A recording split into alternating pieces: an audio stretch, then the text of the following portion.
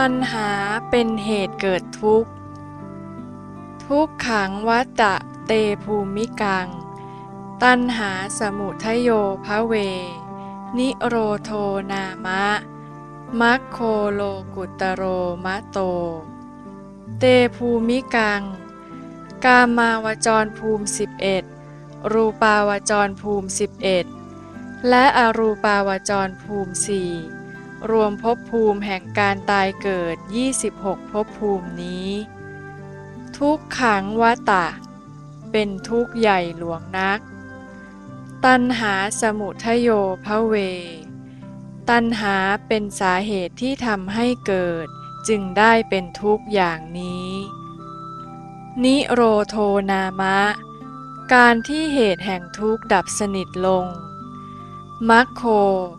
มัคคสัตว์กล่าวคือสัมมาทิฏฐิและสัมมาสังกัปปะโลกุตโร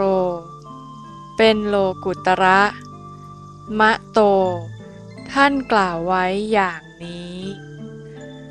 ในกามาวจรภูมิ11รูปาวจรภูมิ11และอรูปาวจรภูมิ4เรียกว่าโลกแห่งการตายเกิด26ภูมิหรือโลกแห่งทุกข์ตายเกิดการที่หมู่สัตว์ต้องตายเกิดอยู่ในภพภูมิเหล่านี้เป็นเพราะตัณหาเป็นตัวการใหญ่เป็นเหตุแห่งการตายเกิดตัณหาคือความทยานอยากนี้มี3ประการคือ 1. ธรรมมีไม่เห็นหรือไม่เห็นอนัตตาก่อให้เกิดกามตัณหาเรียกว่าสักกายทิฏฐิหรืออัตตทิฏฐิ 2. ธรรมตายไม่เห็น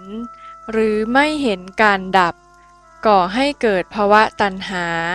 เรียกว่าสัตสตทิฏฐิ 3. ธรรมเกิดไม่เห็นหรือไม่เห็นการเกิด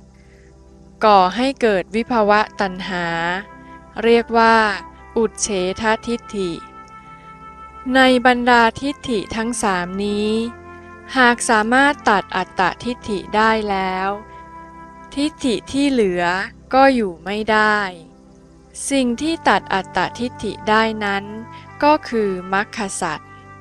หากว่ามรรคสัจตัดได้แล้วก็เป็นนิโรธหรือนิพพานการที่เหตุแห่งทุกข์หรือสมุทัยดับลงไปเรียกว่ากิเลสนิโรธการที่ผลทุกข์คือขันธ์ดับไปเรียกว่าขันธนิโรธคำว่าตัณหาเหตุแห่งทุกข์นั้น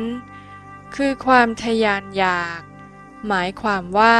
ได้ก็อยากไม่ได้ก็อยากตัณหาทั้งหมดมี108ประการ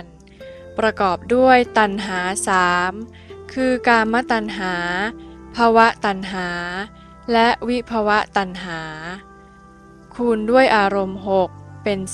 18แล้วคูณด้วยการทั้ง3เป็น54และคูณด้วยสันดานภายในและภายนอก2ประการจึงรวมเป็นตัณหา108ส่วนกิเลสมี 1,500 ประกอบด้วยเจตสิก52จิต1ดวงรวม53นิพพานรูป18เป็น71พร้อมด้วยลักษณะรูป4เป็น